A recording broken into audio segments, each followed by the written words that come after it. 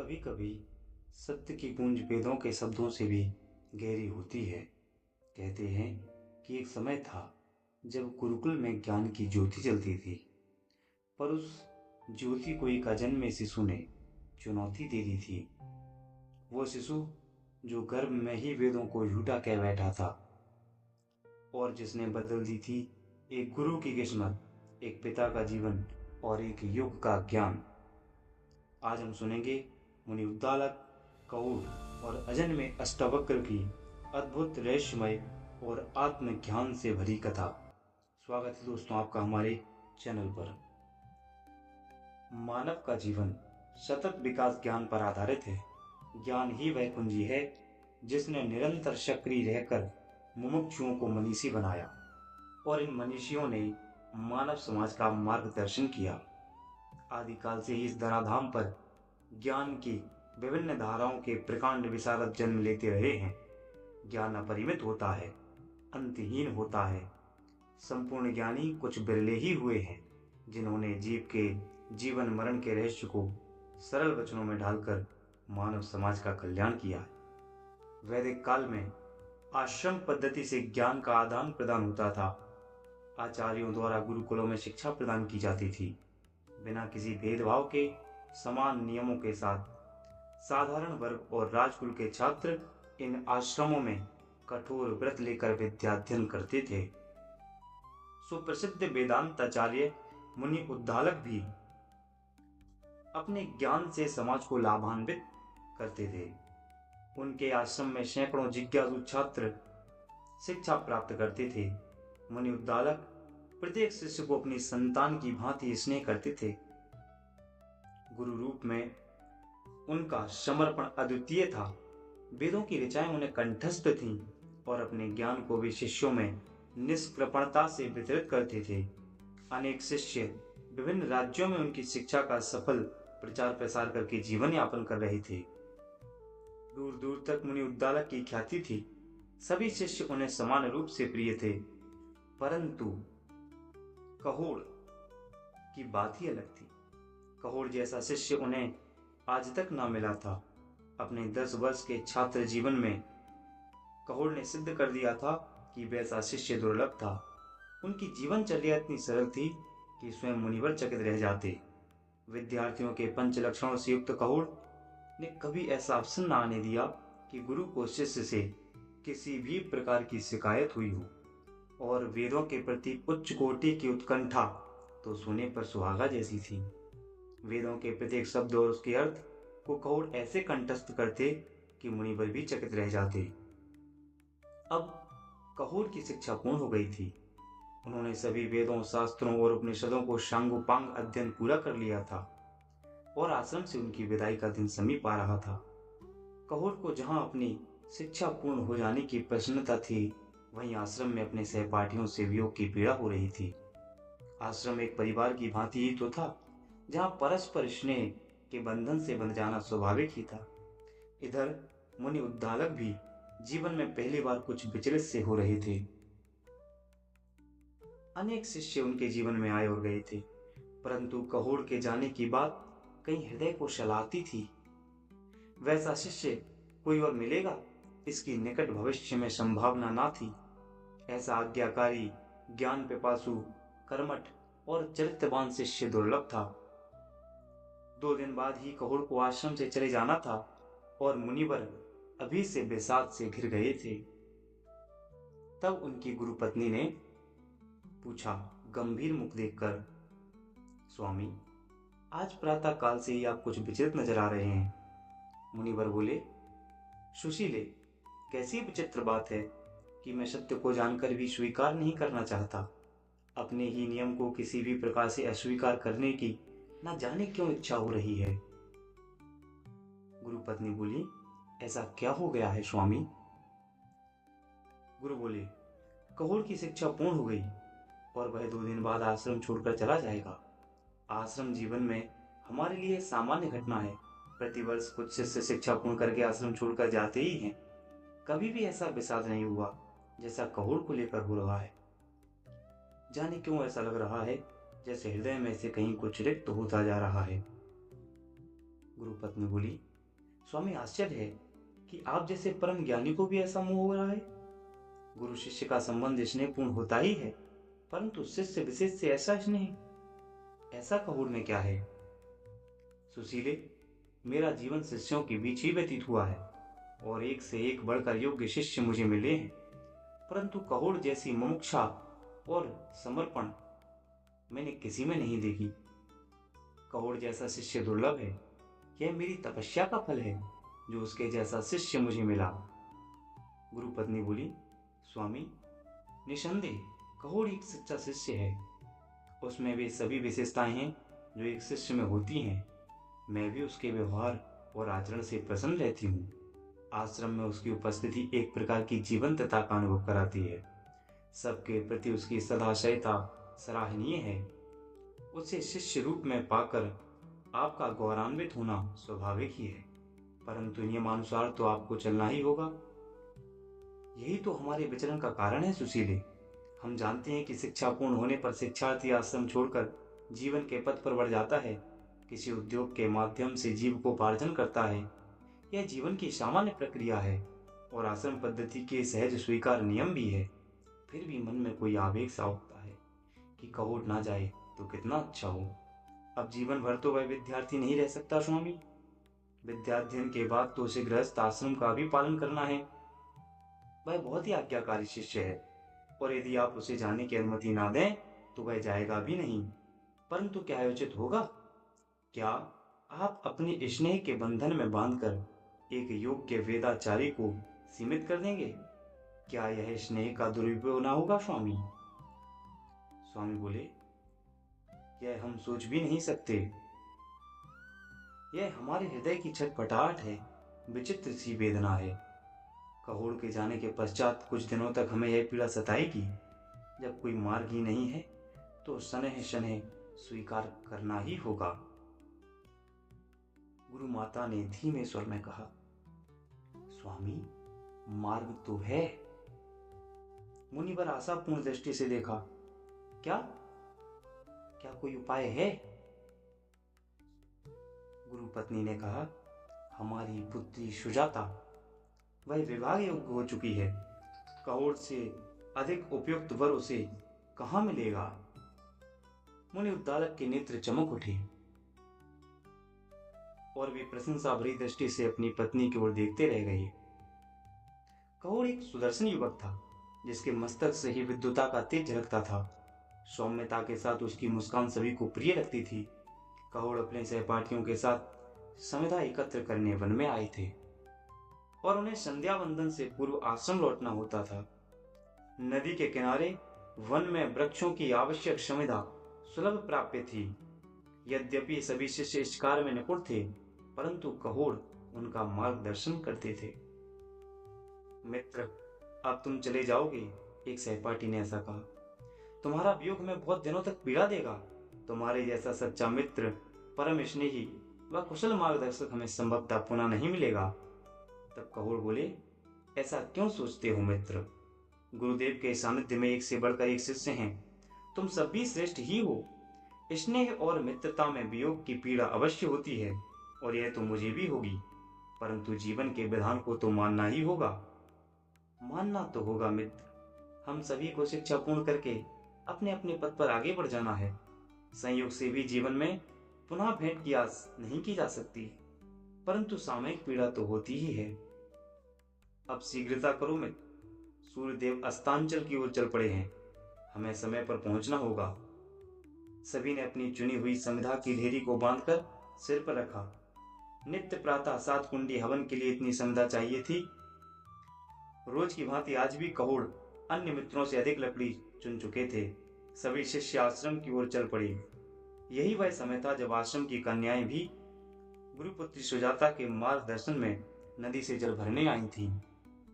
उनकी खिलखिलाहट से वहां का सुरम्य वातावरण और भी मनोहारी हो गया था। कहोड़ और उनके मित्र वहां से रोज गुजरते थे और चंचल नव यौवनाओं के नयन बाण कुछ को घायल भी करते थे। शिष्यों में कुछ गुप्त प्रेमी भी थे जो अपने प्रेयसियों को गुप्त संकेत से अपना प्रेम संदेश भेजते थे। कहोड़ को इस विषय में कोई रुचि नहीं थी, परंतु ऐसा भी नहीं था कि वे प्रेम भावनाओं से रिक्त थे। सौंदर्य का आकर्षण उन्हें भी बांधता था। नव यौवनाएं जब उन्हें निहारती थी तो हृदय तरंगित हो उठता था। परंतु कभी कहोड़ इससे आगे नहीं बढ़े। बस अपनी सौम्य मुस्कान के उपहार से वे नेत्रों को संतुष्ट कर लेते थे। शिष्यों और कन्याओं के दोनों दल निश्चित दूरी बनाकर आश्रम की ओर बढ़ रहे थे।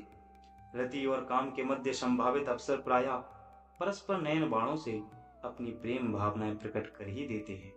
परंतु यह क्या, कहोड़ एकाएक प्रकंपित हो उठे। सुजाता ने उनकी ओर देखकर मुस्कान रूपी मोहनी पास फेंका था। कहोड़ के लिए यह सब अप्रत्याशित था। 10 वर्ष में प्रथम बार सुजाता की ओर से ऐसी क्रिया हुई थी। वह गुरुपुत्री थी, अद्वितीय सुंदरी थी, वेद वेदांग में उनकी गहन रुचि थी। कहोड़ के लिए आदरणीय था। भले ही कभी दोनों के मध्य वार्तालाप नहीं हुआ था, परंतु दोनों ही एक दूसरे के प्रति सम्मान रखते थे। आज का यह नयन कटाक्ष विचलित कर देने वाला था। कहोड़ ने स्वयं को संभाला। मन से उस दृष्टि को, मुस्कान के प्रभाव को निकालने का विभर्षक प्रयत्न करने लगे, परंतु यह इतना सरल न था। आश्रम आ गया था। प्रवेश द्वार पर ही सब विस्मृत हो सका। मुनिवर संध्या वंदन की तैयारी कर रहे थे। शिष्यों ने समिधा को प्रत्येक वेदी के पास रख दिया। गुरुवर संतुष्ट थे। अब गुरुवर कहोड़ से बोले, विगत 10 वर्षों में इस आश्रम में किसी भी प्रयोजन को पूर्ण करने में तुम्हारी भूमिका सराहनीय रही है। प्रत्येक आयोजन तुम्हारे मार्गदर्शन में सफलता पूर्वक संपन्न हुआ है। अब तुम जा रहे हो, पता नहीं यह सब अनवरत चलेगा या नहीं।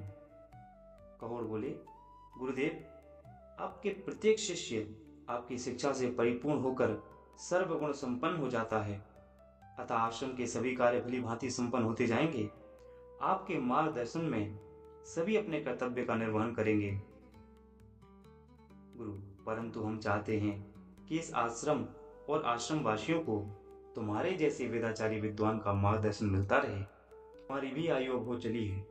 नश्वरता के नियम को हम भी स्वीकार करते हैं। अतः इस आश्रम को एक योग्य और भावी संरक्षक की आवश्यकता तो है ही। हम चाहते हैं कि यह दायित्व तुम स्वीकार करो। गुरुदेव, आपका यह स्नेह और विश्वास देखकर मैं अभिभूत हूं, परंतु यह विशेष स्नेह इस परिप्रेक्ष्य में उचित नहीं जान पड़ता। जबकि आपके सभी शिष्य समान रूप से योग्य और सक्षम हैं, ऐसे में आपका यह आदेश उचित संदेश देगा। निश्चय ही तुम्हारा आकलन उचित है। मुनिवर प्रसन्नता से बोले, यही तो विशेषता है जो हमें तुम्हारे प्रति मोहित करती है।